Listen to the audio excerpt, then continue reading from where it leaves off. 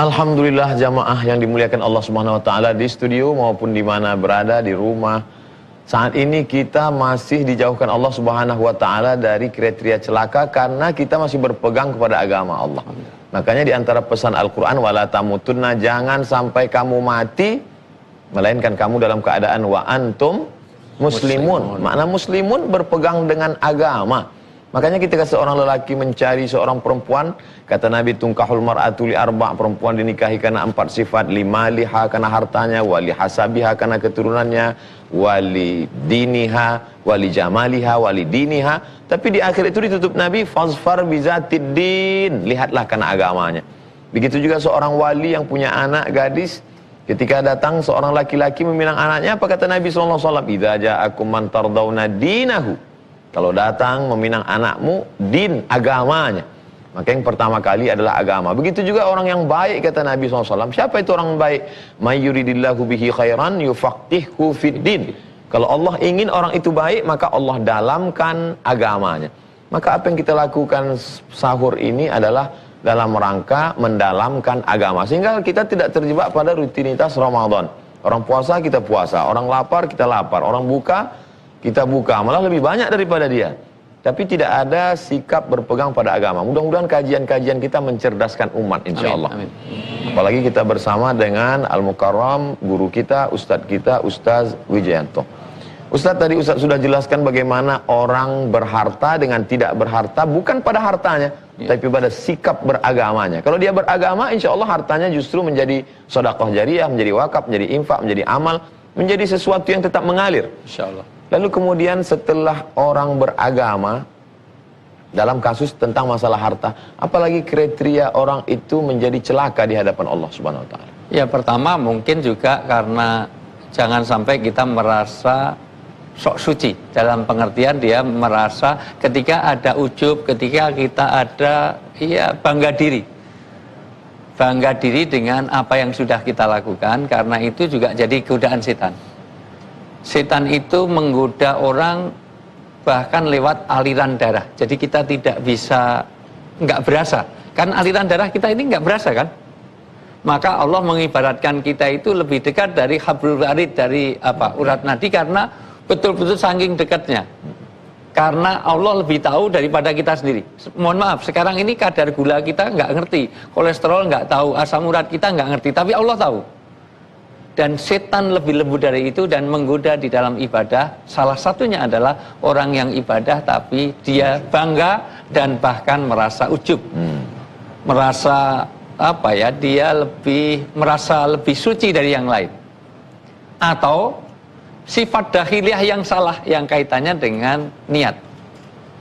Karena orang bisa celaka karena niat yang salah. Innamal a'malu binniyat, al-umur bimaqasidihah. Sholat terkena, ada orang wailul lil musholin, celakalah orang yang sholat. Ada dua para mufasir. Satu, karena dia tidak mencerminkan sholat itu tidak dibawa ke luar sholat. Artinya sifat-sifat sholat tidak ada di luar sholat. Simahum fi wujuhi min asari sujud. Jadi bekas sujudnya tidak ada. Dua, karena yuro'unnya, karena memang dia riya. Sholat biasa-biasa, di belakang ada calon mertuanya. Sholatnya bismillah, alhamdulillah, luar biasa. Wa kulhu, sabihisma, hal ataka, semuanya dibaca, Al-Baqarah, Al-Imran, An-Nisa. Kadang-kadang hadis pun dibaca. Walam dolin amin, an-nabi uradat hadis. Kenapa? Karena ternyata ada riya, ada ini. Ada riya. Hati-hati kamu dengan riya. Syirik kecil itu adalah riya. Bisa orang sholat bisa celaka. Orang haji bisa celaka karena riya. Kadang-kadang biar tahu ke haji kemana-mana pakai peci putih, diundang aja nggak datang karena apa? Karena memang, saya udah haji, ayo ditulis undangannya. Udah saya tulis, haji saya 3 kali, ayo, semuanya. Kadang-kadang biar tahu kalau haji, langsung kamar tamu kasih sajadah, gambar Mekah, gambar Madinah, biar semua orang tahu bahwa dia pernah ke Mekah. Sajadah kok di tembok, ini kalau sholat gimana? Mungkin yang sholat Spiderman, luar biasa. Artinya apa? Bisa celaka. Maka puasa salah satunya adalah belajar ikhlas yang paling mudah. Karena dengan puasa sulit dipamerkan. Mau dipamerkan apanya? Wah, kurus banget sering puasa. Enggak, itu kurang gizi. Wah, gemuk banget berarti jarang puasa. Kalau itu ya, kayaknya ya itu. Enggak bisa, oh bau mulutnya luar biasa itu. Cuman nggak gosok gigi 5 hari itu semuanya. Artinya tidak bisa, jalannya miring, itu kesleo. Artinya tidak bisa orang memamerkan puasa. Kalau haji semuanya bisa riak. Maka salah satunya ujub, riak, itu bagian dari kecelakaan kita di dalam beribadah. Jadi sebenarnya dengan mengetahui celaka tidak celaka ini lebih pada untuk mengukur diri kita atau untuk ngelihat orang lain celaka, gimana? Jauh lebih penting untuk diri kita. Termasuk ngomong saya ini yang paling dekat dengan mulut saya adalah telinga saya sendiri. Makanya sebenarnya saya sedang nasihati diri saya sendiri. Artinya apa? Bahwa saya tidak lebih baik daripada ini. Apalagi saya ditanya gini, sebetulnya ini yang ditanya tidak lebih tahu daripada yang bertanya. Allahu Akbar. Ini aneh, harusnya saya malah Ustadz Abdul Somad. Ini aneh sekali. Ini wong di skripnya itu yang menerangkan Ustadz, malah yang nanya Ustadz, ini gimana ini ya? Artinya apa? Ini luar biasa. Saya tidak lebih tahu. Itu ketika Nabi Muhammad ketemu malaikat Jibril mau Isra Mi'raj, ditanya tentang ihsan, ditanya tentang itu, apa? Yang ditanya tidak lebih ngerti daripada yang bertanya. Dan ini terjadi di forum sekarang ini. Dan ungkapan yang disampaikan Ustadz Wijayanto adalah ungkapan orang yang insya Allah selamat dari celaka. Karena ungkapan tawadu, rendah hati, bagaimana seseorang diselamatkan Allah Subhanahu wa taala. Mudah-mudahan kita semua, saya, Ustadz Wijayanto, jamaah yang ada di studio dan di rumah semuanya selamat dari penyakit riya ini insyaallah. Sebab ketika sampai masanya nanti berkumpul 3 kelompok, apa kata Nabi sallallahu alaihi wasallam?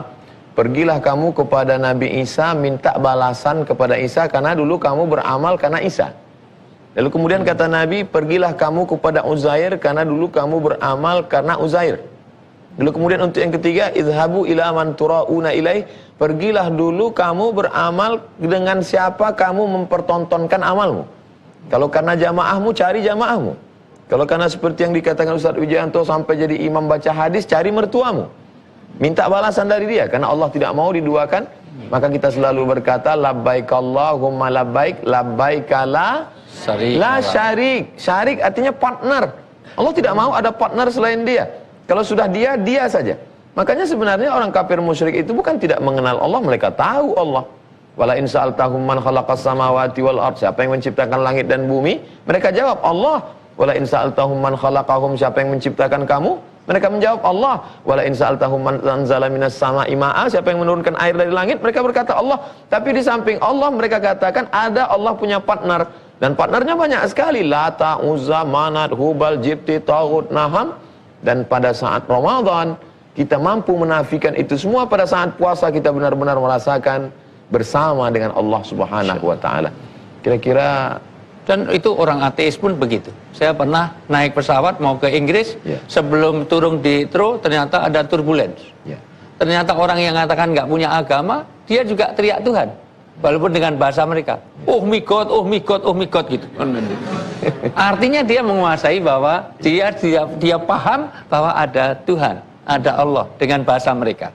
Tetapi ketika dia beramal, ketika dia melakukan sesuatu, itu ada tauhidnya tadi, bukan tauhid ini. Karena mohon maaf kalau boleh saya terangkan, nanti perlu waktu lama, ini strategi marketing biar TV One ngundang kita terus ya, insyaallah ini. Tadi di luar Ramadan kita ada juga itu semuanya. Jadi untuk program puasa Senin Kemis, untuk program puasa Daud ya. Puasa Ayamul Bait. Ayamul Bait, puasa itu bahkan puasa ya semuanya, puasa Senin Kemis, puasa Daud, ini ada siaran TV One saya sama Ustadz Abdul Somad. Insyaallah. Setuju nggak? Iya, insyaallah. Banyak yang setuju, Ustaz. Masya Allah. Mudah-mudahan didengar sama. Mudah-mudahan semua yang setuju selamat dari celaka. Amin. Amin. Masya Allah. Apalagi kira-kira yang membuat kita celaka? Kita ingin tahu ini semua bukan supaya kita celaka, tapi supaya kita alim tu syarra la lisyarri walakin lijtinabihi. Aku tahu yang jelek-jelek itu supaya aku selamat dari kejelekan. Mudah-mudahan kita akan gali terus apalagi kriteria celaka ini, kita selamat. Jangan kemana-mana, kita akan lanjutkan setelah yang satu ini.